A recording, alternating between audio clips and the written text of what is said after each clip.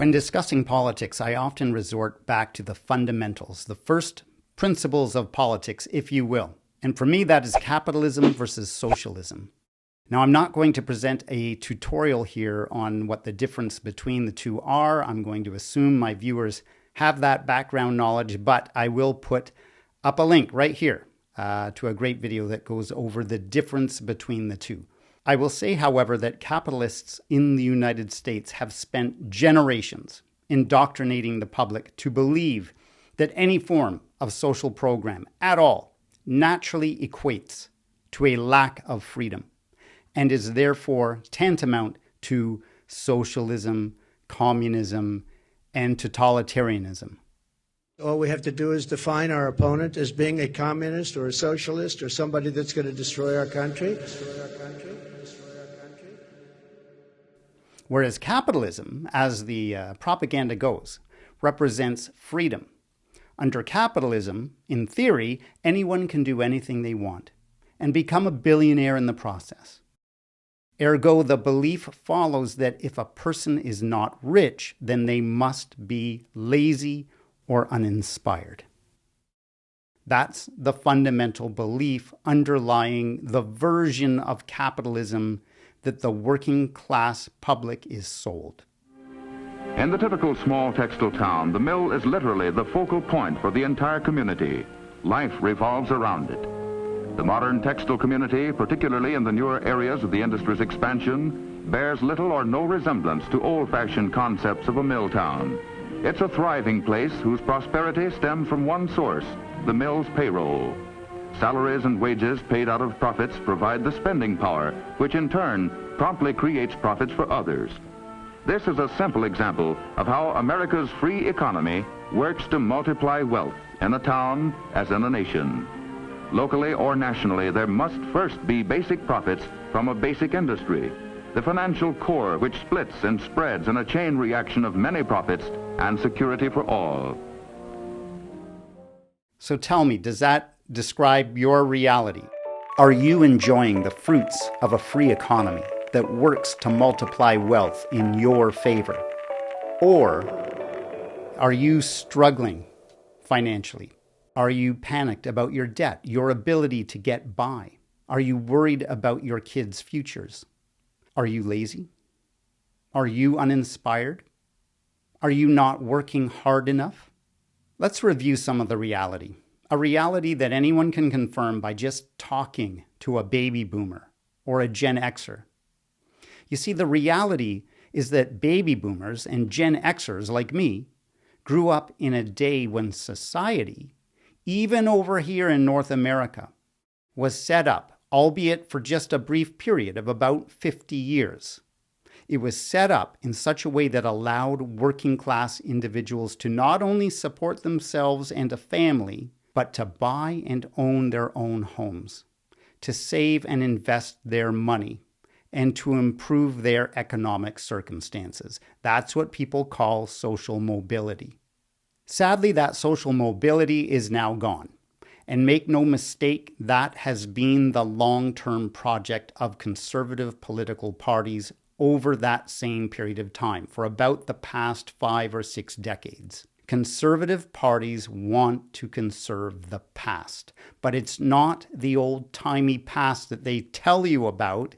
It's not the past of square dances and strawberry socials and drive-in movies. No, they want to go back much further than that. They want to restore aristocracy. That means whatever class you are born in will be the class that you occupy for the rest of your life. They want to make sure that working people could never own their own homes and never get ahead financially.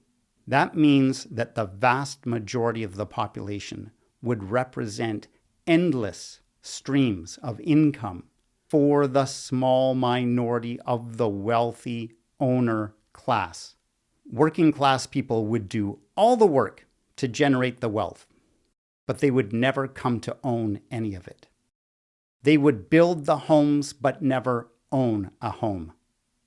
They would turn over 100% of their income to food, rent, car leases, health insurance, and debt interest. That's the society that the Republicans in the US and the Conservative Party in Canada desperately want to bring back into existence. And my friends, they are doing a freaking good job of it. And they want to seal the deal as quickly as possible because at this late stage of the game, if it's not done quickly, then the majority of the public will wake up before that project can be completed, and they will start to resist. Now, I personally believe that if we view politics through that lens, then you and I, as working class people, are likely to be almost completely aligned in our political views. Now, the issue that muddies the waters is the fact that the folks in charge of everything, the owner class, the corporations, the oligarchs, the investment firms, they don't just give up if a Conservative Party isn't elected. They just get busy in other ways, primarily through lobbying and quite likely through far worse forms of skullduggery. As Gordon Gekko famously said, money never sleeps. It's always there, behind the scenes, pulling the levers. Nonetheless, it helps a great deal if the working class, the vast majority of the population, have their bearings in the political landscape and have their wits about them when it comes time to decide which political party to support. As always, I invite and I truly cherish viewpoints from both sides and all positions of the political spectrum because I truly believe that you and I, Republicans, Democrats, Conservatives, Liberals, it doesn't matter. If we're working class people, well, then we have a lot more in common with each other than we don't. Now, as some of you may know, I am a retired teacher, so before I leave you, I'm going to assign some homework. If you have an interest in this topic, then I highly recommend that you read The Trouble with Billionaires by Linda McQuaig and Neil Brooks. That is a bit of an older book. It was published in 2011, but it does an excellent job at addressing the issue of how the concentration of wealth naturally produces power centers that tend to infiltrate and take over government. And sadly, it does all that to the detriment of working class people. Another book that I will recommend, and I know my American friend Copper would also recommend, is Confessions of an Economic Hitman by John Perkins. That is also an older book. It was published in 2004, but it is still highly relevant and it is very eye-opening. Finally, if I can engage in a little self-promotion, I did make a video about a year ago, I'll put the link above, that examined how wealth, when concentrated in the hands of investment firms, will tend to take on its own mentality. And that mentality will often be something akin to a psychopath, not to put too fine a point on it. That video is entitled, Do Oil Executives Love Their Children? I'm Art Lightstone. You're watching Policy Watch.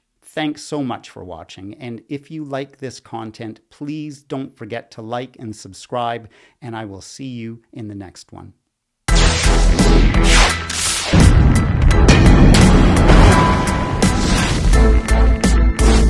Floridians are originally like from rich Pennsylvania. Pennsylvanians. They're not rich. They're teachers. They're pensions, cops. All right. Like it's, Fair.